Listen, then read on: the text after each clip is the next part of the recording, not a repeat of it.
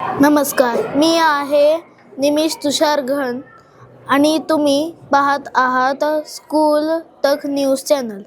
सर्वजण मेहनत करतात.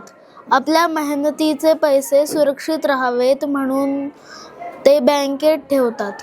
पण सेव्हिंग अकाउंट असेल की वेगवेगळ्या योजना असोत, ठेवीच्या स्वरूपात हे पैसे ठेवले जातात. आपले जमापुंजी सुरक्षित ठिकाणी आहेत याचं समाधान यातून लोकांना मिळत असतं. पण अनेक वेळा या ठेवी सुरक्षित नसतात.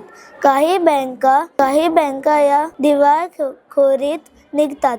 त्यामुळे ठेवीदारांचे पैसे डुबतात. कष्टाने मेहनतीने घाम गाळून कमावलेली अन्न पैस अशा प्रकारे डुबते. पण आता काळजी करू नका. RBI ने भारतातल्या सुरक्षित बँकांची यादीच जाहीर केली आहे. रिझर्व्ह बँक ऑफ इंडियाने नुकतीच देशातील डोमेस्टिक सिस्टीमली इम्पॉर्टंट बँक्स म्हणजेच देशाच्या अर्थव्यवस्थेसाठी अत्यंत महत्त्वाचे असलेल्या बँकांची यादी जाहीर केली आहे.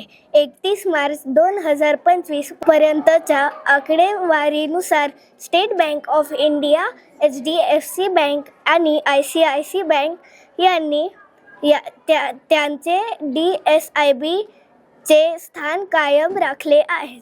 या बँकांना टू बिग टू फेल असेही संबोधले जाते. याचा अर्थ असा की जर त्यापैकी कोणत्याही बँक आर्थिक संकटात सापडली तर त्याचा थेट आणि गंभीर परिणाम संपूर्ण देशाच्या अर्थव्यवस्थेवर होईल. त्यामुळे ग्राहकांची सुरक्षा आणि आर्थिकता जपण्यासाठी सरकार आणि RBI या बँकांना वाचवण्यासाठी सर्वतोपरी प्रयत्न करतात.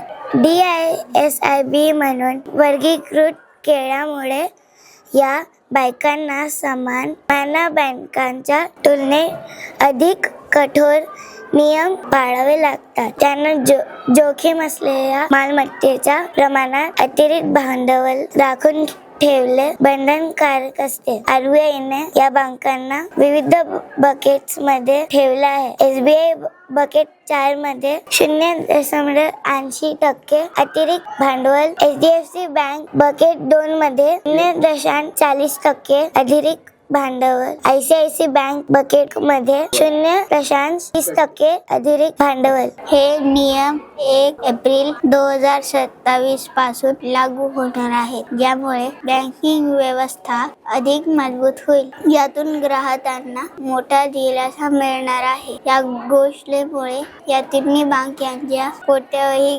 ग्राहकांना मोठा दिलासा मिळाला आहे. तुमचे पैसे देशाच्या सर्वात मजबूत आर्थिक स्तंभावर सुरक्षित आहे हे यातून स्पष्ट होते. बँकांना आर्थिक धक्के सहन करण्याची ताकद मिळते आणि मोठ्या संकटातही सरकारचा पाठिंबा मिळतो. या बँका देशाच्या आर्थिक विकासात आणि पेमेंट सिस्टीम मध्ये महत्त्वपूर्ण भूमिका बजावतात. RBI चे हे पाहून देशाच्या बँकिंग व्यवस्थेची स्थिरता वाढवण्यासाठी आहे. आजच्यासाठी एवढेच. पाहत रहा स्कूल तक न्यूज चॅनल. नमस्कार.